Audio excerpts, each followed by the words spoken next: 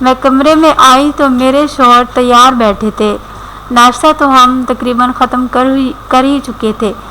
میں نے ناشتے کے برتن سمیٹے، میرے شوہر نے کچھ ضروری سامان لیا، پھر گیراج سے گاڑی نکالی۔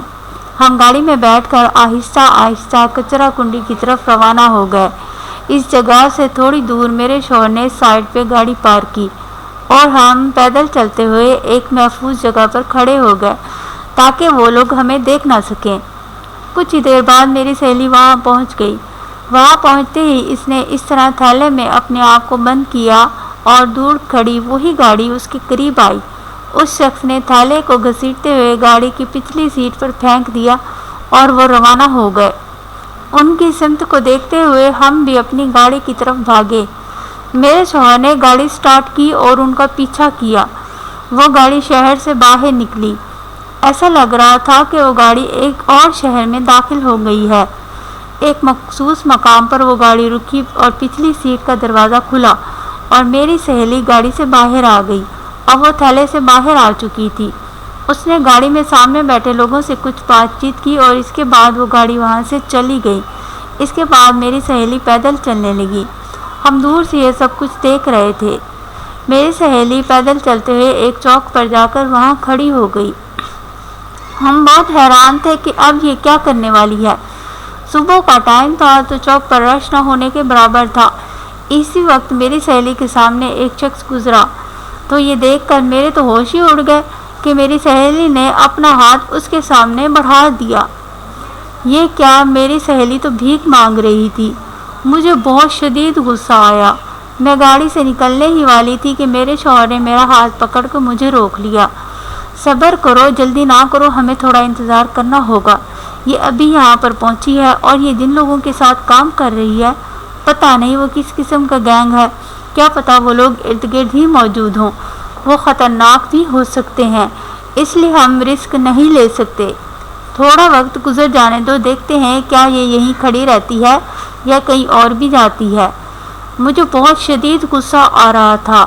میں اپنے غصے کو کنٹرول کرنے کی کوشش کرنے لگی۔ میں نے گاڑی میں پڑے ٹھنڈے پانی کی بوتل اٹھائی اور پانی پینے لگی۔ ہم نے دیکھا کہ تھوڑی دیر بعد میری سہیلی وہاں نیچے بیٹھ گئی۔ آنے جانے والے کچھ لوگوں نے اسے کچھ پیسے دیے۔ اسی طرح 1 گھنٹہ گزر گیا۔ 1 گھنٹے کے بعد ایک شخص اس کے قریب آیا اور اس نے اسے کوئی اشارہ کیا اور پھر وہ چلا گیا۔ اس شخص نے ہیلمٹ پہنی ہوئی تھی اور وہ موٹر سائیکل پر سوار تھا۔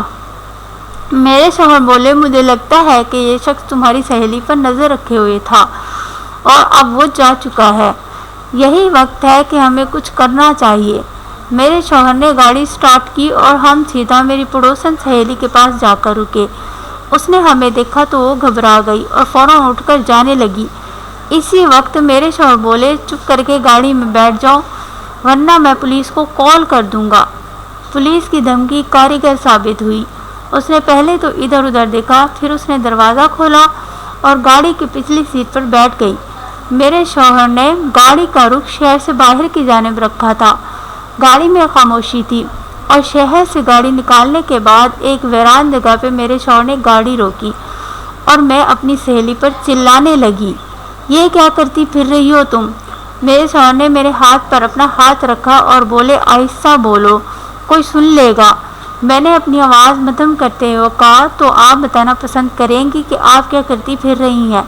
اس نے شرمندگی سے نظریں چراتے ہوئے کہا، آپ لوگوں کو یہاں نہیں آنا چاہیے تھا۔ میں نے دوبارہ غصے سے کہا، دل تو میرا کر رہا ہے کہ میں تمہیں سچ مچ پولیس کے حوالے کر دوں۔ وہ بھی غصے میں آ گئی، بولی، ہاں تو کر دو، تمہیں کس نے روکا ہے؟ بس میرے جیل جانے کے بعد اتنا مجھ پر احسان کرنا کہ میری بچیوں کو یتیم خانے میں ڈلوا دینا، ان کے باپ کے حوالے نہ کرنا، وہ اپنا نشہ پورا کرنے کے چکر میں انہیں بیچ کر کھا جائے گا۔ میرے شوہر نے ہم دونوں کی بحث سنی تو انہوں نے ایک گہرا سانس لیا اور بولے، خدا کے واسطے آپ دونوں چپ کر جائیں، اور یہ کہہ کر انہوں نے گاڑی سٹارٹ کر دی اور ہم اپنے علاقے کی طرف روانہ ہو گئے۔ ہم دوپہر کے وقت گھر پہنچے۔ ہم تینوں ہی بہت تھک چکے تھے۔ میرا اور میری سہیلی کا دونوں کا ہی موڈ بہت خراب تھا۔ میرے شوہر نے ہم دونوں کا موڈ خراب دیکھا تو وہ بولے، آپ لوگ منہ دھو لیں، گرمی بہت ہے، ٹھنڈا پانی پی لیں اور تھوڑا آرام کر لیں۔ میں تب تک بازار سے کچھ کھانے کو لے آتا ہوں، ہم مل کر کھانا کھائیں گے اور جو بھی مسئلہ ہے اس کا بیٹھ کر حل نکالیں گے۔ اسی وقت میری سہیلی بولی، میری وجہ سے آپ خود کو کیوں پریشان کر رہے ہیں؟ اس کی یہ بات سنتے ہی مجھے اور غصہ آ گیا۔ میرا شوہر میرا غصے سے بھرا چہرہ دیکھ کر مسکراتے ہوئے بولے، تمہیں تو ٹھنڈے پانی سے نہا لینا چاہیے۔ میں نے اپنی سہیلی کو دوسرے کمرے میں ٹھہرایا تاکہ وہ منہ ہاتھ دھو کر آرام کر لے۔ اگر ہم اکٹھے بیٹھی رہتی تو الجھ پڑتی، ہمارا کچھ وقت کے لیے الگ رہنا ہی بہتر تھا۔ آدھے گھنٹے کے بعد اب میں بھی پہلے سے خود کو بہتر محسوس کر رہی تھی اور میرا غصہ بھی کافی حد تک ختم ہو چکا تھا۔